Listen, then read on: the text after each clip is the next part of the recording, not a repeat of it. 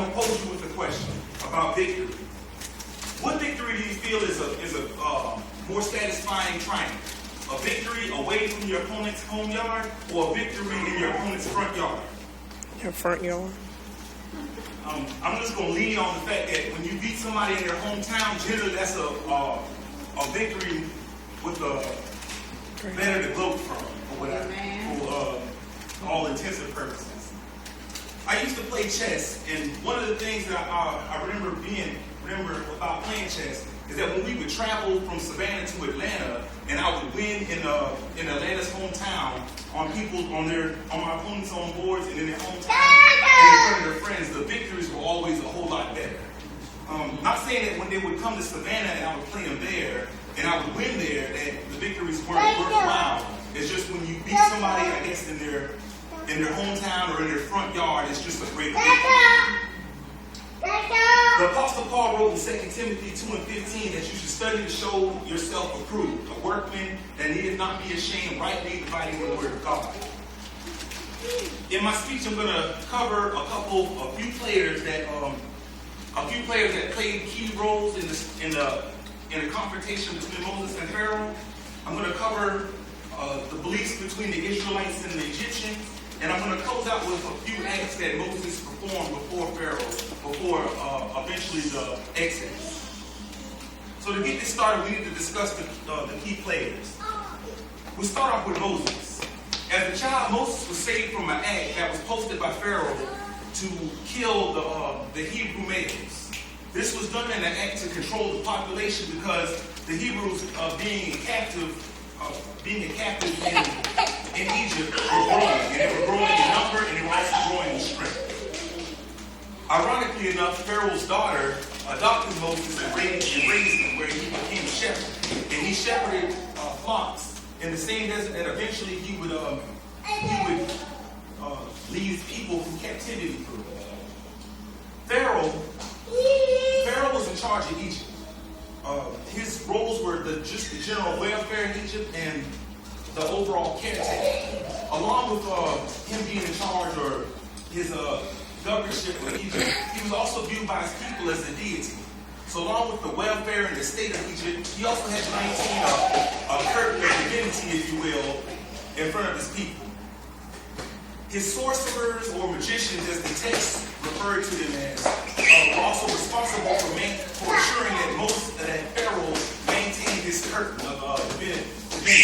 They wanted to ensure that in front of his people, he appeared to them as a god and not merely a man. And this is from W. Blank in The Defeat of Pharaoh. I throw cites in as well. So now that we understand the three key players, which are Moses, Pharaoh, and his magician, we have to also look at their beliefs. The Hebrews were recorded as descendants of Joseph and his brothers. They lived in Egypt and multiplied and became powerful. They believed in one all-powerful God that created heaven and earth and had power over all things. The letters YHWH in the Hebrew language, commonly pronounced Yahweh, meant I am that I am. To paraphrase this, the Hebrews or the Israelites believed in a God that always has been, has no beginning and end. Belief in one God from an academic standpoint is called monotheism. In contrast, the ancient Egyptian culture believed in multiple deities that had specific functions or purposes, meaning that they had gods of trees, gods of death, gods of life, gods of the river, gods of fertility, so on and so forth. Belief in multiple gods or multiple deities is a term that's called polytheism. Now that I've set the stage between the two beliefs and we know the key players, I'm just going to briefly cover a few acts that ensued during the confrontation between Moses and Pharaoh.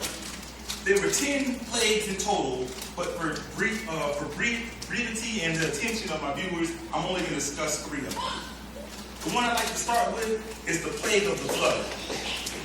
This occurred when Moses was at the Nile River, and Pharaoh was coming along, and Moses petitioned Pharaoh to release his people. When Pharaoh refused, the river was turned to blood. Pharaoh immediately turned to his magicians for them to bring a counter to this plague. And somehow they were able to turn water into blood as well. Maybe they put some dye in the package or whatever the case may have been. But they were able to, the text said that they would turn water into blood as well. Now, on the surface, it would appear that there was a draw. You had the river turned to blood by Moses, and then you had the river turned to blood by the magicians as well. But if we take a deeper look, it was not only an attack against Pharaoh, but it was also an attack against their gods as well. I'm forgetting my slides and everything. The Egyptian deity, pardon me, I'm supposed to be using these things. The Egyptian deities, Kenon was the creator of water, and their god Hapi was the Nile god. And what happened here was not only was it an assault against Pharaoh as well, it was also an assault against their deities. So after this, prior to the plague on the cattle, the magicians finally accepted defeat.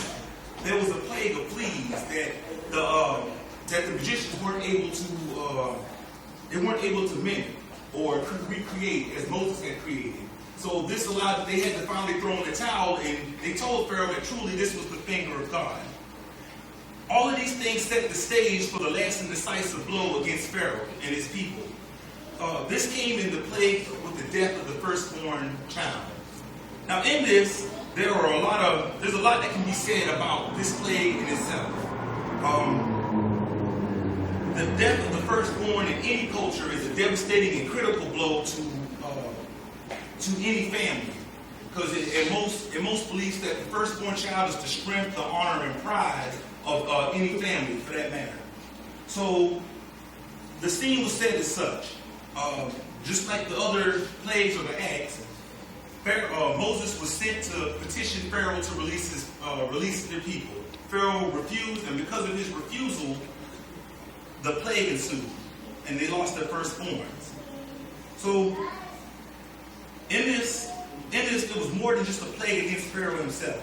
This was a direct attack against one of the Egypt's most honored and exalted gods, Osiris, who was the god of death and also the patron deity of the Pharaoh as well. The patron deity of the Pharaoh well. So this attack not only was a triumph over Pharaoh and their beliefs, but also their choice deity, and also the source of Pharaoh's power. So in bringing this to a close, I discussed the key players and their roles. I talked about Moses, I talked about their beliefs, monotheism and polytheism, and also discussed a couple plagues, not all of them, just a few. And at first glance, it may seem that the plagues served no greater purpose than to change the heart of a stubborn king. But when we take a deeper look, it was a precise attack against the very beliefs of a nation of people, proving that there was one powerful and supreme being. I leave you with the question again: if a victory, what's a greater victory? One in your opponent, one away from your opponent's front yard, or a victory in your opponent's front yard? I say, study to show yourself approved unto God, a workman that needeth not be ashamed, rightly dividing the word of truth. May God bless you. I thank you for your support, and the floor is now open for any questions that you may have.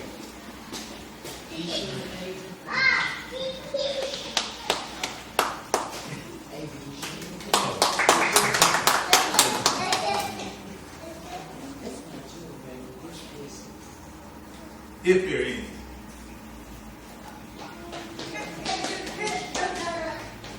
That's that.